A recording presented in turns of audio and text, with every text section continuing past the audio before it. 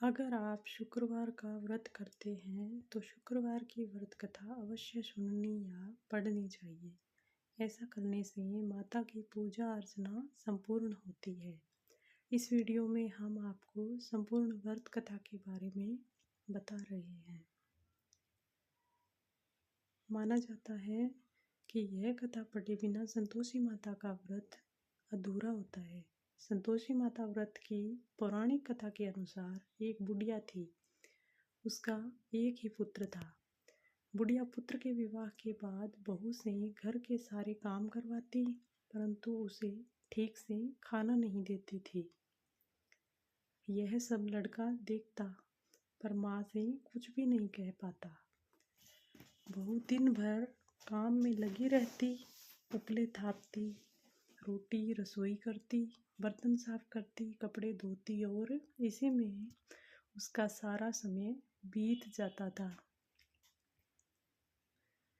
काफ़ी सोच विचार कर एक दिन लड़का माँ से बोला, माँ, मैं प्रदेश जा रहा हूँ। माँ को बेटे की बात पसंद ना आई तथा उसे जाने की आज्ञा दे दी।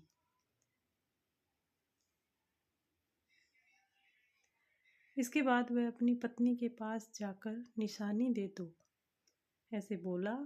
बहू बोली, मेरे पास तो निशानी देने योग्य कुछ भी नहीं। यह कहकर वह अपने पति के चरणों में गिरकर रोने लगी। इससे पति के जूतों पर गोबर से सने हाथों से छाप बन गए। पुत्र के जाने के बाद सास के अत्याचार बढ़ते गए। एक दिन बहू दुखी हो मंदिर चली गई। वहां उसने देखा कि बहुत सी स्त्रियां पूजा कर रही थी। उसने स्त्रियों से व्रत के बारे में जानकारी ली तो वे बोली कि हम संतोषी माता का व्रत कर रही हैं, इससे सभी प्रकार के कष्टों का नाश होता है। स्त्रियों ने बताया, शुक्रवार को नहा धोकर एक लोटे में शुद्ध जल ले, गुड़ चने का प्रसाद लेना तथा सच्चे मन से माँ का पूजन करना चाहिए। खटाई भूलकर भी मत खाना और ना ही किसी को देना। एक वक्त भोजन करना। विधान सुनकर अब वह प्रति शुक्रवार को संयम से व्रत करने लगी। माता की कृपा से कुछ दिनों के बाद पति का पत्र आया। कुछ दिनों बाद पैसा भी आ गया। उसने प्रसन्न मन से फिर व्रत किया तथा मंदिर में जा अन्य स्त्रियों से बोली, संतोषी माँ की कृपा से हमें पति का पत्र तथा रुपया आया है। अन्य सभी स्त्रियों की भांति वह भी श्रद्धा से व्रत करने लगी। बहू ने कहा, हे माँ, जब मेरा पति घर आ जाएगा तो मैं तुम्हारे व्रत का उद्यापन करूंगी। तब एक रात संतोषी माँ ने उसके पति को स्वप्न दिया और कहा कि तुम अपने घर क्यों नहीं जाते। तो वह कहने लगा, सेठ का सारा सामान अभी बिका नहीं है, रुपया भी नहीं आया। उसने सेठ को स्वप्न की सारी बात कही तथा घर जाने की इजाज़त मांगी, पर सेठ ने इनकार कर दिया। माँ की कृपा से कई व्यापारी आए, सोना चांदी तथा अन्य सामान खरीद कर ले गए। कर्जदार भी पैसा लौटा गए। अब तो साहूकार ने उसे घर जाने की इजाज़त दे दी। घर आकर पुत्र ने अपनी माँ व पत्नी को बहुत सारे रुपये दिए। पत्नी ने कहा कि मुझे संतोषी माता के व्रत का उद्यापन करना है।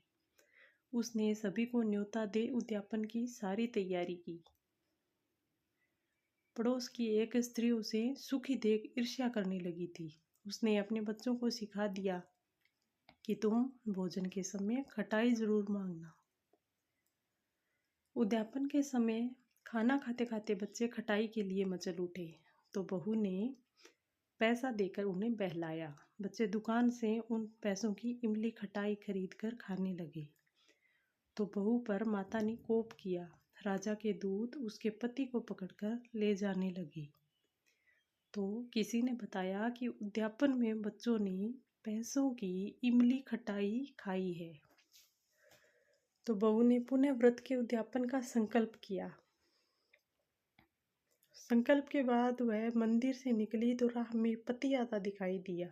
पति बोला, इतना धन जो कमाया है उसका कर राजा ने मांगा था।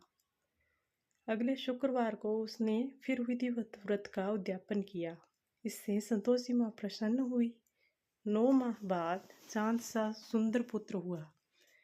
अब सास बहू तथा बेटा माँ की कृपा से ही आनंद से रहने लगे।